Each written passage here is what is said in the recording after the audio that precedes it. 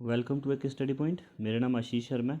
तो हम पॉलिटी की लक्ष्मीकांत की पॉलिटी को डिटेल में डिस्कस कर रहे हैं। तो आज का हमारा टॉपिक है salient features of the constitution. ठीक है, तो आइए स्टार्ट करते हैं। इंडियन कॉन्स्टिट्यूशन जो है ये एक यूनिक कॉन्स्टिट्यूशन है। हमारे कॉन्स्टिट्यूशन को अलग अलग कंट्री से बोरो किया गया है ना, लिया गया अलग अलग कंट्रीज़ के कॉन्स्टिट्यूशन को रीड करके वहाँ से प्रोविज़न उठा के हमारे कॉन्स्टिट्यूशन में डाले हैं, है ना। तो भारत के कॉन्स्टिट्यूशन जो बना है वो भारत की इकोनॉमिक, पॉलिटिकल, सोशल कंडीशन को देखते हुए जो भी प्रोविज़न दूसरे कॉन्स्टिट्यूशन से उठाए हैं उनको इंडिया के हिसाब से डाल दिया गया है। ठीक है, जो इतनी वास्टनेस है हमारी कंट्री की, इतनी डाइवर्सिटीज़ जो है ना, उस समय जो उनको सूटेबल लगा उस तरह से उन्होंने जो भी प्रोविज़न जो लिए थे अदर कंट्री से वो उसको वहाँ पे डाले। ठीक है, तो आगे लिखा है 26 नवंबर 1949 को कुछ प्रोविज़न लागू कर दिए थे और पूरा कॉन्स्टिट्यूशन फोर्स में आया 26 जनवरी 1950 को।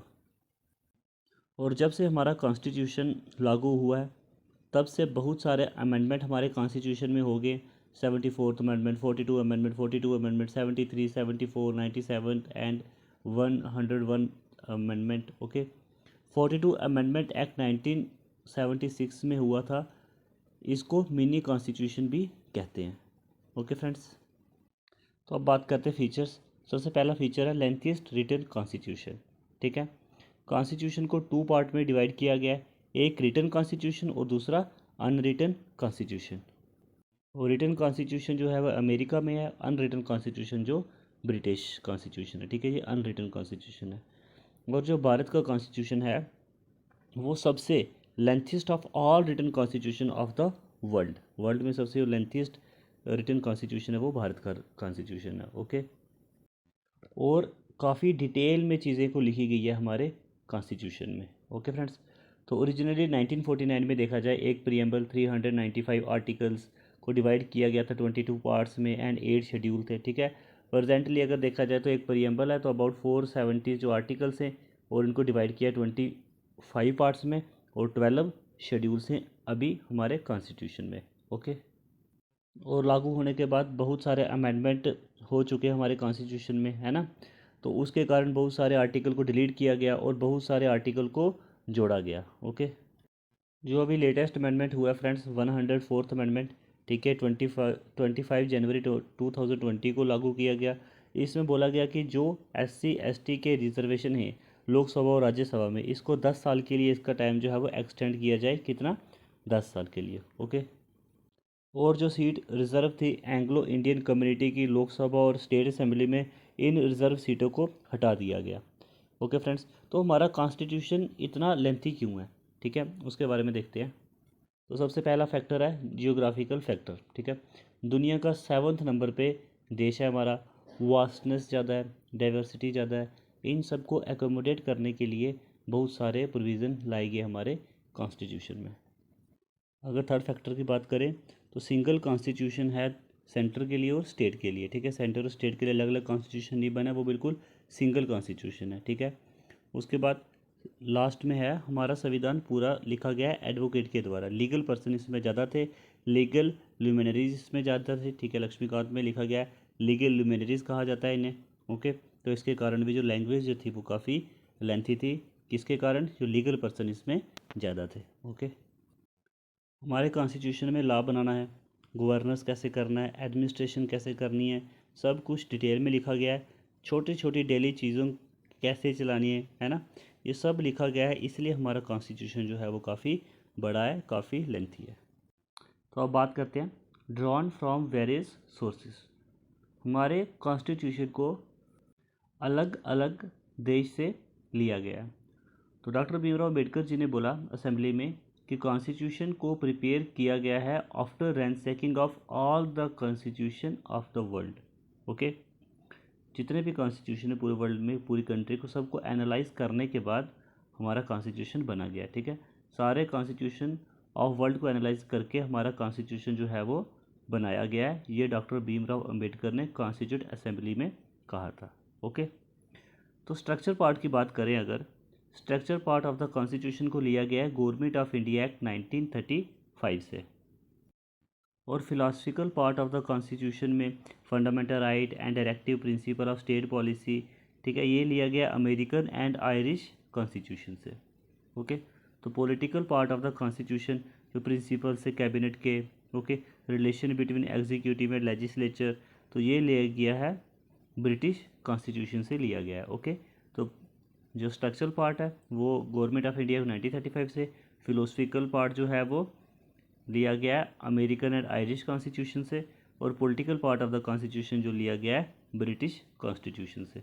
ओके, अदर प्रोविज़न, ठीक है, वो लिए गए constitution of Canada, Australia, Germany, USSR, France, south Africa, Japan and so on, ठीक है, ये बहुत सारी कंट्री से उठा करके प्रोविज़न हमारे अपनी कंट्री के कॉन्स्टिट्यूशन को बनाने में लगाए हैं। ठीक है, तो इसके लिए कॉन्स्टिट्यूट असेंबली पूरे उन्होंने काफ़ी देर लगाई। ठीक है, काफ़ी कॉन्स्टिट्यूशन को एनालाइज करके, बहुत सारी कंट्री के कॉन्स्टिट्यूशन को पढ़ करके, ठीक है, और हमारे कॉन्स्टिट्यूशन में क्या क्या चाहिए चीज़ों को ज़रूरत थी, जो चीज़ों को ज़रूरत थी देश को चलाने के लिए, वो इसमें अडॉप्ट की थी। ओके फ्रेंड्स, जो हमारा मेन सोर्सेस है कॉन्स्टिट्यूशन का वो है गवर्नमेंट ऑफ इंडिया एक्ट 1935। ठीक है, बहुत सारी चीज़ें ली गई गवर्नमेंट ऑफ इंडिया एक्ट 1935 से।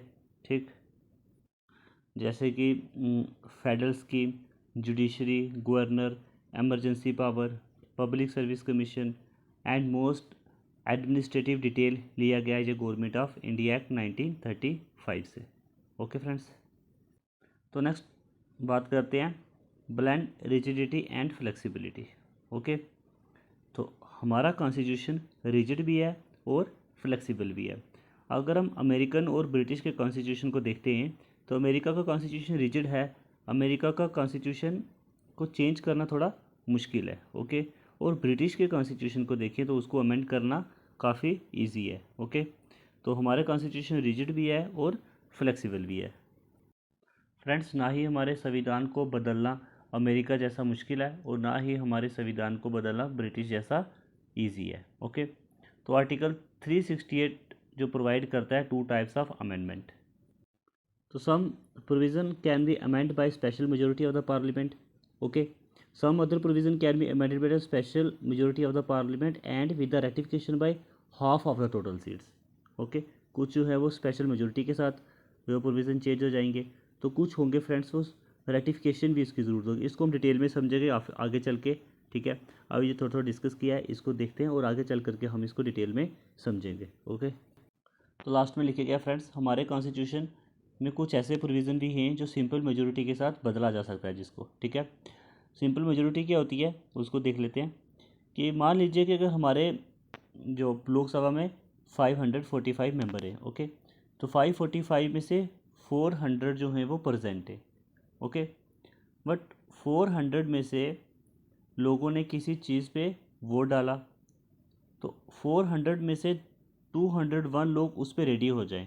ओके, तो देखिए टोटल कितने हैं 545, परसेंट कितने हैं 400, और 400 में से 201 भी लोग उस पर रेडी हो जाएं तो वो स्पेशल मेजोरिटी हो जाएगी। ओके, मीन्स हाफ से ज़्यादा एक वोट भी अगर ऊपर पड़ जाए, ओके, तो वो क्या हो जाएगा, सिंपल मेजोरिटी हो जाएगी। ओके, तो जब हम सिंपल मेजोरिटी से कोई भी प्रोविज़न को अमेंड करेंगे, ठीक है, किसी भी प्रोविज़न को बदलेंगे, तो वो अमेंडमेंट अंडर 368 के अंदर वो नहीं आएगा। ओके, तो ये था हमारा रिजिडिटी एंड फ्लेक्सिबिलिटी फ्रेंड्स।